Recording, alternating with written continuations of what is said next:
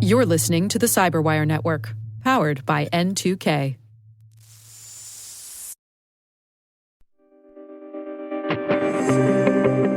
Most important thing to remember today is verify claims, stay educated, do the basics. I'm David Moulton, and this is Threat Vector. Today I'm speaking with Justin Moore and Andy Piazza from Unit 42. Unit 42 has published a threat brief on Iran-linked cyber activity, and these two are walking me through what the team is actually observing, which groups are active, and what defenders should be doing.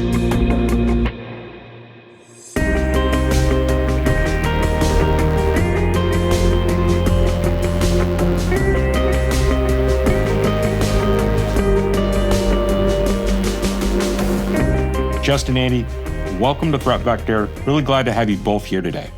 Hey, thanks for having me, David. Yeah, thanks for the break in the chaos. This is a good slowdown to have this conversation. I know it's been a busy day for you today. I appreciate you giving me a few minutes to walk through the threat brief. Tell me what it's been like inside of Unit 42 threat intelligence the last few days. Chaotic, busy, a lot of typing and a lot of collaboration, a lot of communication, trying to keep abreast of everything that's going on, making sure that we're doing everything we can to protect our customers and that we know everything that's happening that we can stay ahead of. So keeping us up late at night and early in the morning. Yeah, piggyback off that, I think Justin and I, both being former ops folks, we thrive in chaos. So it's kind of been our sweet spot. A lot of coordination. We call this a rapid response. And I think every time we do one of these within the organization, it gives us a really good opportunity to collaborate and work with some really, really smart peers across the company, right? Product side and services side. So despite the stress and everything that's going on, it's a really, really cool opportunity to make an impact for our customers and get to know the company a little bit better internally and work with some really smart folks. So before we get into the specifics of this threat report, I want to help our audience understand how your roles connect. Justin, you're leading the rapid response right now and our fusion intelligence team. And then Andy, you're leading threat research for Unit 42. How do those two functions work together when Unit 42 is publishing a brief like this one? Yeah, I'll try to tackle that.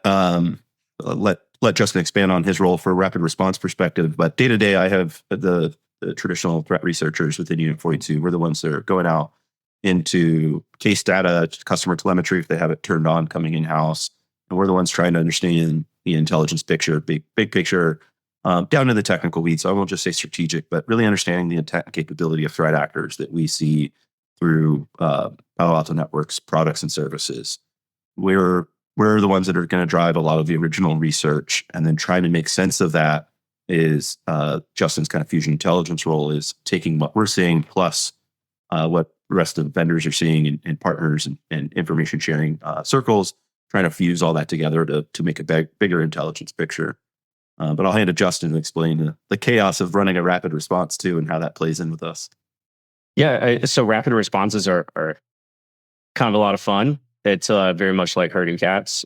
So it's very much what does Unit 42 know about this specific instance? This threat activity, this vulnerability, and that means pulling in resources from every single one of the teams within Unit 42. That also generally culminates in a threat brief for the website, so that way we can inform our customers of what we know, how they are defended, and also to let them know that we're paying attention to the landscape, right? And so we're able to leverage Unit 42's and Palo Alto's product suite to bring you the best intelligence. So that means a lot of monitoring and a lot of communication. So Justin, the brief notes that Iran's internet connectivity dropped significantly. Walk me through what Unit 42 is observing as a result of that and what it means for how defenders should be thinking about this threat landscape. Well, I think the most interesting part of that is, Iran has been without near internet for over 72 hours at this point. So the majority of activity that we're seeing is actually coming from outside of the country, right? So your globally dispersed or regionally dispersed activists have jumped on board, and they're the ones that are kind of carrying the weight of retaliation right now. I know that the brief mentioned that state-aligned cyber units may be acting in operational isolation. What does Unit 42 actually observe when that happens? I think, that's a little bit of a tougher question, only because this is a unique situation. The ground truth in Iran right now is that they're very much cut off. There are a lot of leadership changes going on, and that means the individual units are more likely to have to take a more operationally autonomous role in conducting operations. This is probably a position they're not used to, and so that kind of changes the calculus significantly for them. Yeah, I would add too. Right? It goes back to my comment about noise. Like we're seeing the pro-Iranian hacktivists, a lot of activity from them, where with a nation state actor, especially when things are kinetic, right? Well, missiles and bullets are flying. This is a little bit of projection. I'm not saying this is what they're doing, but primarily a military unit or a government intelligence unit is going to be more worried about collection and intelligence and those types of activities. That's when we talk about dwell times of 8-9 months, not 24-hour impact type of thing. So seeing that those espionage access, if that exists, is much harder when you're in the middle of a DDoS, right? Or we're dealing with defacement and stuff like that. So this is that part where those units may be active, even with their internet out. They may be acting outside of their country, forward deployed, but it's a lot harder to see intelligence collection happening when there's so much going on from a defacement and disruption standpoint. So the brief names a fairly large group of active threat actors.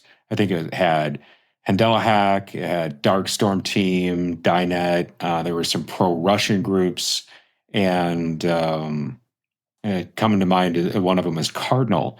Walk me through how Unit 42 is categorizing and tracking these groups, and what does observed activity from each of them actually look like? So traditionally, we do have our attribution framework, and we use our constellation names for threat actors that we track over time. We have a great threat research article out there on our methodology for that. When it comes to one, rapid response and quick turn, we're not going through that mature process. We're going to report as quickly as possible. And two, when it comes to what I kind of call these self-named groups, when it comes to activists, they give themselves their own name. It's much easier just to stick with those. So these are often names that they give themselves, or maybe the community has given them. And they're kind of the common names that people are tracking. Sometimes it's just literally associated with either a handle on a platform that one of their actors used, or the actual name of a chat group that they have set up. But the big thing that I think, the last 72 hours been really trying to understand is the origins of these group. Are they, pro-Russian, pro-Iranian? Because this does give an opportunity for other actors to take advantage of the situation. So we're trying to categorize the types of attacks and start validating some of their claims. Again, a lot of these are claims. They haven't necessarily been validated. So our teams right now are bringing in all these links, getting them into spreadsheets, right? Because Excel is the master intelligence tool of it all. And start categorizing, right? Is it valid? Is it need further evidence? And then what type of attack claim it is. So we can start kind of categorizing DDoS versus, distributed denial of service versus defacements versus threats. There's some hack and leak claims, those types of things. And so we just want to categorize those. Yeah, Justin, anything to add there? Yeah, I mean, just to piggyback on what Andy was saying, I think the most important piece there is verifying the claims, right? A lot of claims are occurring. Groups are very well known to exaggerate access, exaggerate impact. And so that's one of the things for downstream, possibly impacted entities, right? Be aware that just because they've claimed access doesn't mean they have access. So it's definitely important to be on top of a robust communication plan, scoping and determining whether or not they actually have access or they just wanted to look really good. So Handala Hack stands out because in the brief because it's reportedly sending death threats to U.S. and Canadian individuals, and it's claiming that they have shared the home addresses of those folks with physical operatives. What is Unit 42 actually observed from this group in terms of activity and capabilities, and what's the practical implication for organizations? Yeah, I think with any of these claims, again, there is the matter of we need to continue to monitor them and try to validate them first off. Second, I do think it is an escalation of threats that we have not seen in previous conflicts in general. So that is it's something new. I think overall, this situation that with the conflict today is much different than we've seen in previous conflicts with Iran.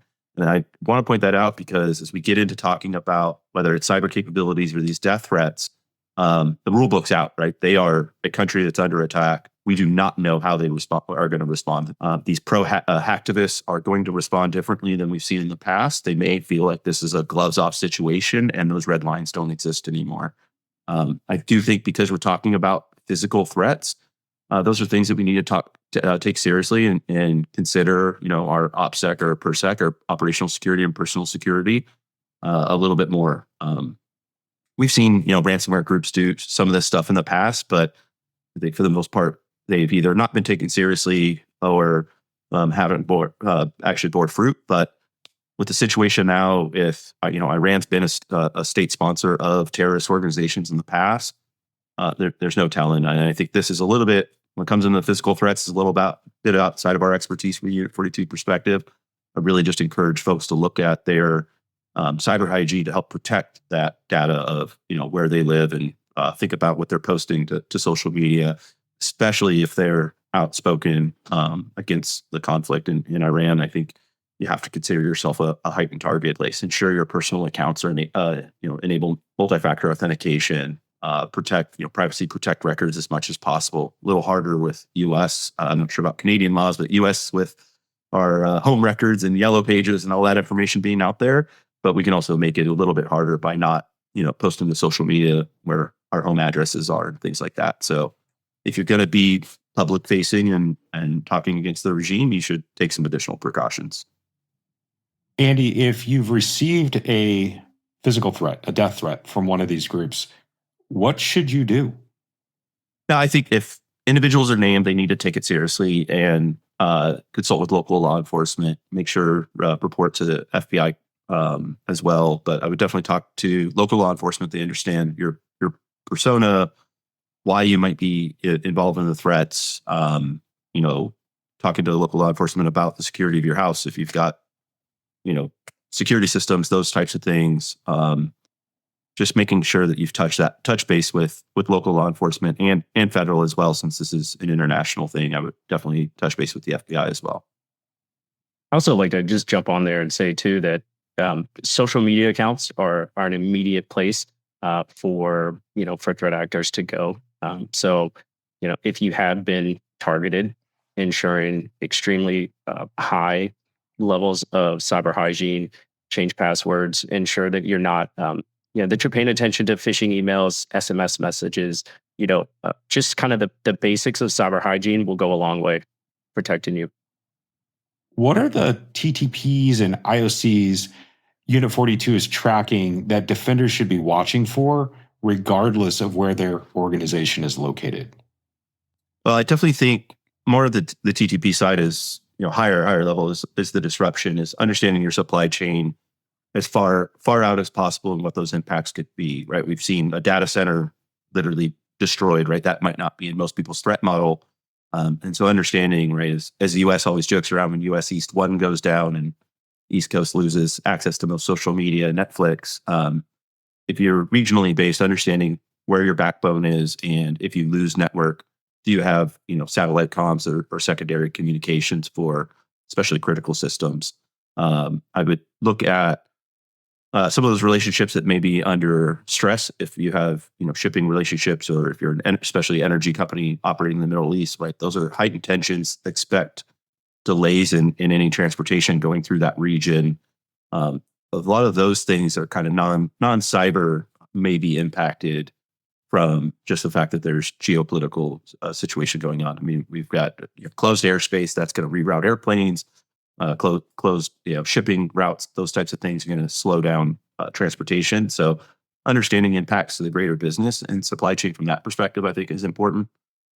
From the cyber kind of side of things, understanding your ability to protect from disruption for DDoS, distributed denial of service attacks, recover from destructive attacks, right? Do we have backups? Are they tested?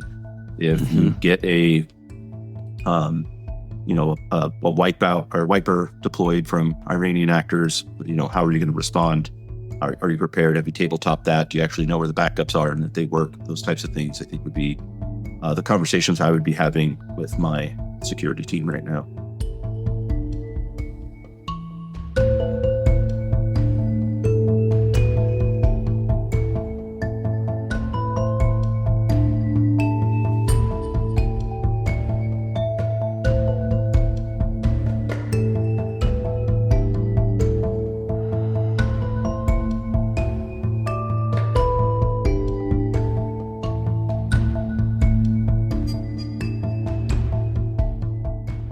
For the CISOs that might be listening who don't see an immediate connection between their organization and this activity, how do you help them understand whether they have actual exposures? Yeah, I mean, this is one of those situations where, prevention goes a long way. And so understanding this long before there's a conflict, I think, is definitely important. However, now that we are where we're at, having an understanding of, it's eating your vegetables and exercising every day, right? What's in your risk register? What are we prioritizing?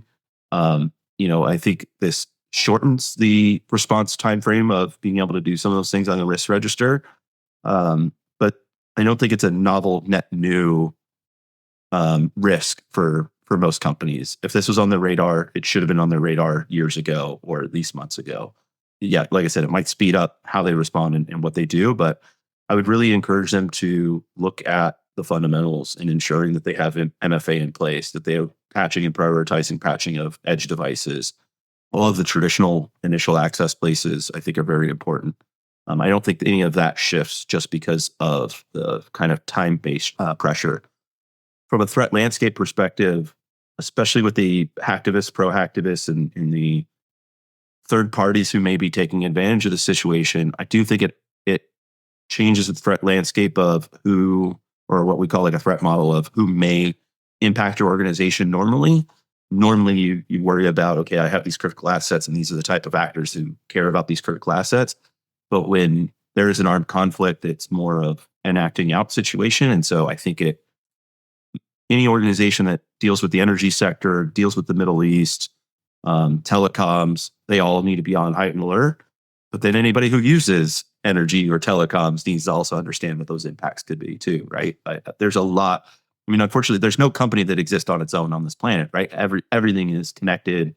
Sometimes that is it literally as a network, trust connections, they are connected to their supply chains. And so we have to think about it holistically. And what are those measures that we can prevent or detect and respond and kind of slow down those breaches inside of our network? So, also with that said, for CISOs, it's understanding anyone who's doing business internationally, any sort of upstream target is going to have downstream impact, right? So international logistics companies, every single one of those international vendors, right, that will end up coming back to haunt you downstream, right, if you're not paying attention. And like Andy said, that doing your job is understanding your risk. So hopefully that's already been considered, but also understanding that because this is a wider spread operation here for a lot of these groups, that it doesn't take anyone off the table. And that means that you may unexpectedly be impacted by an upstream vendor of yours. Andy, you were just talking about security hygiene, the very fundamentals, right? Like having air gap backups or looking at your phishing training. Those are some things that have to be done before this becomes a real threat that you're facing. But I'm wondering, not new recommendations, but which of those are directly tied to the TTPs Unit 42 is observing right now, and or which would you prioritize within your controls as a space to focus on? So I think because of the threat of disruption, I think resilience, anything resilience, if you've got DDoS protection, those types of things, is something I would crank up to an 11 right now.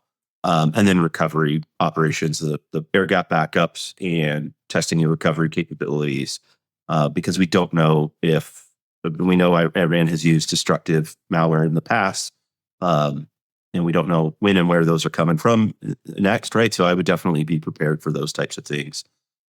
So prevention, get ahead of it from a can we stop the DDoS and continue to have our network operate, and then also being able to respond and recover from a major event using backups and recovery.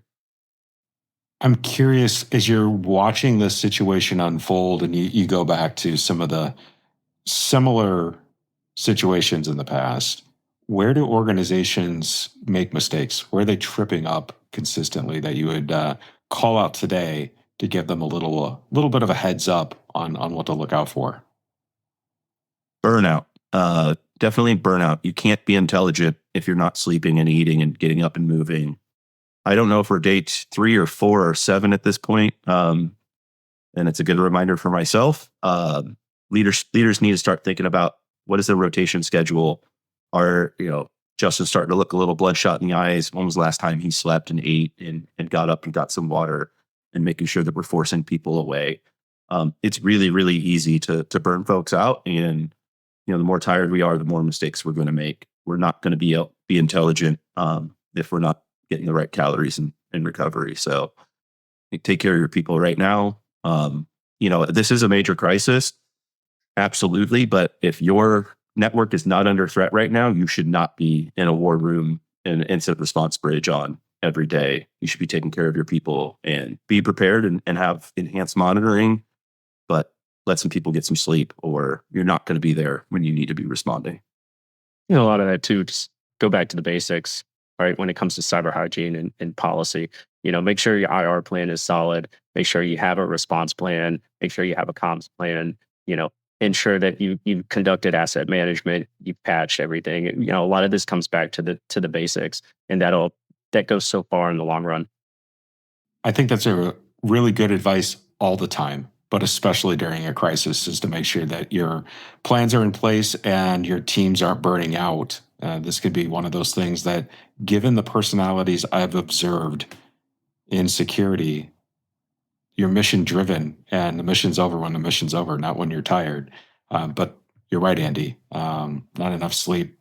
It's whatever the opposite of intelligent is. At least for me, when I've not caught enough shut eye. No situation is made better by being tired. So yeah, that's true. The brief includes some recommendations that are different from technical ones. Prepare to validate and respond to claims of breaches or data leaks, because the threat actors may be using false or those exaggerated claims. You guys have covered that quite a bit, to validate. What does Unit 42 observe about how these claim cycles play out? And what does a good organizational response look like? I think one is understanding that you're still allowed to lie on the internet. So don't take them, don't burn all of your resources trying to jump on these claims. It's the same thing we've seen with the hack and extortion groups, the ransomware groups. We completely compromised this entity, this organization, and we find out it was like a third-party database that was 3 years old from testing, right? So bad guys still lie on the internet. Do not burn all of your resources trying to react to that. Take a systematic approach. Look at the data. Usually from the data, you can tell what type of database it likely came from. Go check that database for signs of compromise. Be systematic about it and don't be reactionary. Some of these false claims are literally to stress people out. And so I just say, don't let the bad guys win, and take a systematic and measured approach to it.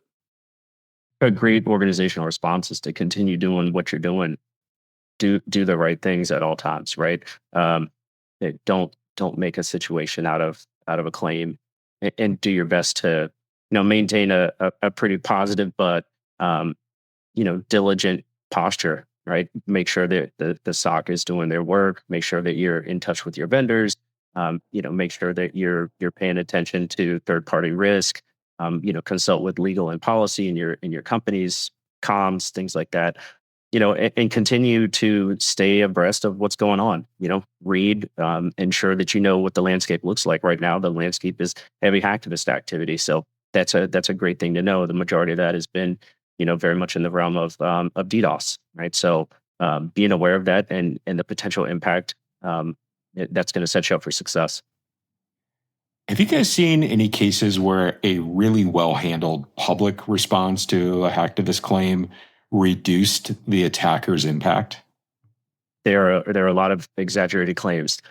Even DDoS claims, right? You may have a 12-minute downtime on a website that could be considered a win for a hacktivist group. But if your comms plan, ensures that you're coming out to say, well, this is actually only a 12-minute downtime, or kind of related to what Andy was talking about earlier, where it was really a 2-year-old breach that had been posted online and then aggregated with some other data, and then it comes back out. For companies to get ahead of that, it not only mitigates the impact to your organization reputationally in the moment, but it also degrades the ability for those hacktivists to continue to exaggerate over time, and so it discredits the group in its future operations.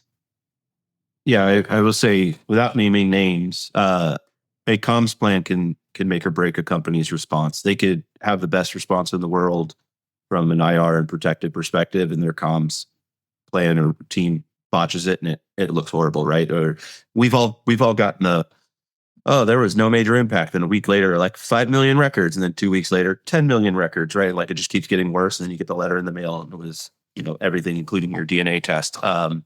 So I would encourage companies to have a solid tested comms plan. Go look at other examples. Obviously, there's a number of firms like ours that will consult and help them with those types of things, but those comms plans are things that you can have in place ahead of time. You should not be trying to write a PR response during an incident, just like you should not be trying to write an incident response plan during an incident. Have those as much transparency as possible, I think is really, really critical. Most of the time in this industry, you're going to get judged on how you handle your communications way more than how you handle the breach itself.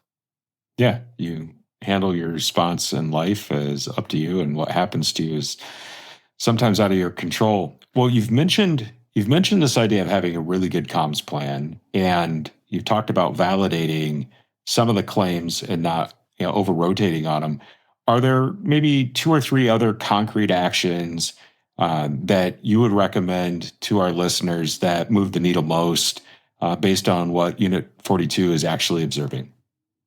Yeah, I'm going to go first on ensuring companies are educating and reconfirming with their employees that they're paying attention to their social media, they're paying attention to phishing attempts. Cognizance and diligence is where I would be looking for right now. Those are the easiest access vectors in a lot of places, right? I mean, we're talking mid 60% of compromises are based on phishing. So that's a huge vector. So looking at that, would be the first place I look to, and then ensuring, right, all of the same things, right? Your plans are ready to go, and you're ready to respond when needed to. I'm a big proponent of multi-factor authentication, especially for remote access, evaluating remote access and ensuring that any temporary exceptions to the policy were actually closed. There's nothing more permanent than a temporary exception to policy. So if someone got a waiver that they didn't need to patch the server when the patch came out, or there's a waiver for remote access without MFA, go back and evaluate those right now and double check that they're justified and still needed in place, because that's often where we see the biggest gaps. Is bad guys will find that the one account that got the exception to policy for multi-factor authentication, they'll find the one server that didn't get updated. It's better that you do your asset and identity inventory than letting the bad guys do it. So double check that. Like I said, CISOs have the risk register. They probably know where the problems are. They don't need us to point at them, but I think it's really easy for us to go look at the shiny thing and go, what's that? Just like gym guidance, right? What's that one secret? It's like, show up and do it every day. Wait, what? No, but what's the secret? Patch. Yeah. Audit.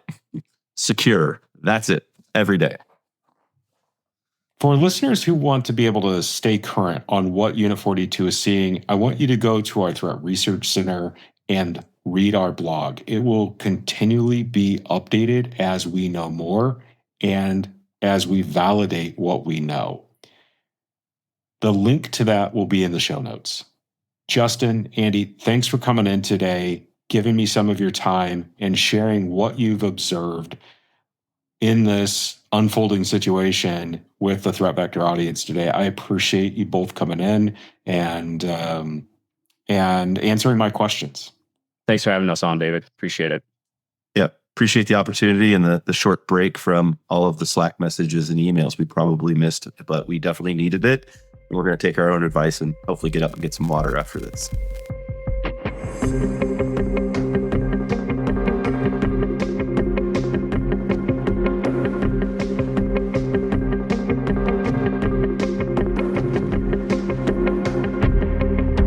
That's it for today. If you like what you've heard, please subscribe wherever you listen and leave us a review on Apple Podcast or Spotify.